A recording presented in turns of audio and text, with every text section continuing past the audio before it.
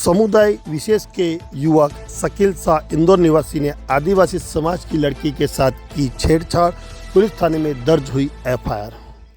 यह मामला अलीराजपुर कोतवाली थाना क्षेत्र का है, जहां बैंक ऑफ बड़ौदा आर-सिटी के समीप बाउंड्री वाल निर्माण कार्य के दौरान इंदौर निवासी ठेकेदार शकील शाह द्वारा मजदूरी पे आई एक आदिवासी युवती के साथ छेड़छाड़ की गई है। घटना की जानकारी पीड़िता ने अपने पिता को दी, जिसके बाद पीड़िता के पिता ने आरोपी शकील शाह ठेकेदार की पिटाई की, उसे भगा दिया। यह घटना लगभग 10 माह पहले की है, किंतु आरोपी शकील शाह पुनः 24 मई रविवार को अलीराजपुर पहुंचा और आदिवासी समाज की इस पीड़िता युवती को पुनः छेड़छाड़ की।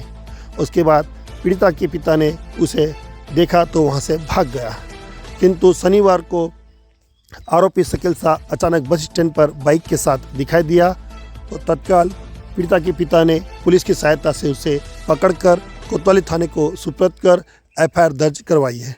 घटना की जानकारी मिलते ही समाज सेवी संगठन के लोग व हिंदू संगठन के लोग कोतवाली थाने पहुंचे। रात्रि 10 बजे का यह पूरा मामला आपको दिखाई दे रहा है। रात के 10 बजे के लगभग एफआईआर दर्ज की गई है।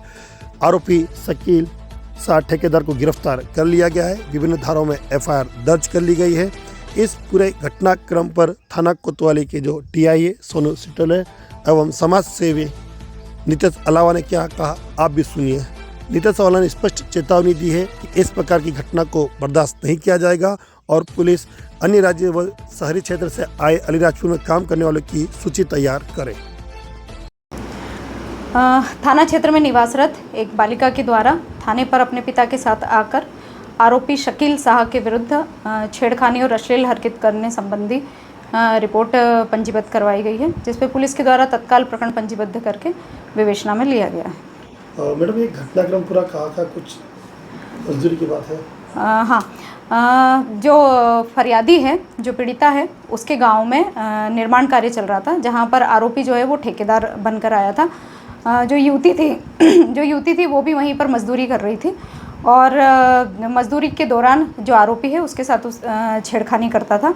उसके द्वारा अपने परिवारजनों को कंप्लेन भी की गई थी, लेकिन लोकलाज के डर के कारण वो लोग थाने पर रिपोर्ट करने नहीं आए। लेकिन पिछले कुछ दिनों से फिर आरोपी यहाँ पर आकर उस युवती के साथ छेड़खानी करने का प्रयास कर रहा था, जिसमें उसके पिता के द्वारा आज उसको पकड़कर पुलिस को सूचना दी गई, जो पुलिस के द्वारा तत्काल आरोपी को गिरफ्तार किया गया। किन धारा में एफआईआर की गई? जो प्रकरण है वो छेड़खानी करने, रास्ता रोकने और SC/ST एक्ट के तहत पंजीबद्ध की गई है।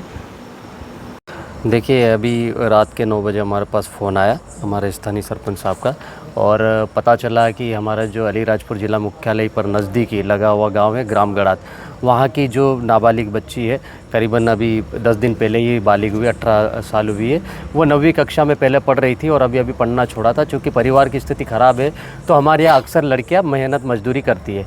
तो ये मजदूरी करने के लिए यहाँ से 3 किलोमीटर दूर जो बैंक ऑफ बड़ौदा की बाउंड्री वाल बन रही है मालवीय रोड पर, तो वहाँ पर काम कर रही थी अपने परिवार के साथ में। तो घटनाक्रम कुछ यूँ पता चला है कि पिछले साल भी ये जो शकील पिता शकील शाह निवासी इंदौर का बताया जा रहा है, वो पिछले साल भी ठेकेदार के साथ में सुपरवाइजरी करने आया था और यहाँ पर आके इस लड़की के साथ में छेड़खानी करने का प्रयास कर रहा था और माँ बाप और भाई लोगों ने मिलकर उसको मारा भी था। और मारने के बाद में वो यहाँ से छोड़कर वापस चला गया था, किंतु कुछ दिनों पश्चात वापस आया। इसका मतलब साफ है कि उसको पता हो गया था, उस लड़की की पूरी जानकारी रखता था कि लड़की बालिग हो चुकी है 10 दिन पहले ही, इसीलिए वो पूरे प्लानिंग के साथ आया था और लड़की को बहला फुसला कर आज फिर लेकर भागने का पूरा प्रयास कर रहा था, जिसको इनके स्वयं पिता ने, भाई ने देखा और लड़के को पकड़ा, और जैसे ही पकड़ा तो वहाँ से भाग के जाने लगा। तो यहीं के हमारे जो ट्रैफिक पुलिस जवान हैं, उन्होंने ही तिखिमली अंबेडकर नगर से पकड़कर पुलिस ने उसको गिरफ्तार किया है। अभी थाने पर उसको बिठाया गया है और जो पीड़ित है लड़की है, उसके बयान के आधार पर एफआईआर की गई है।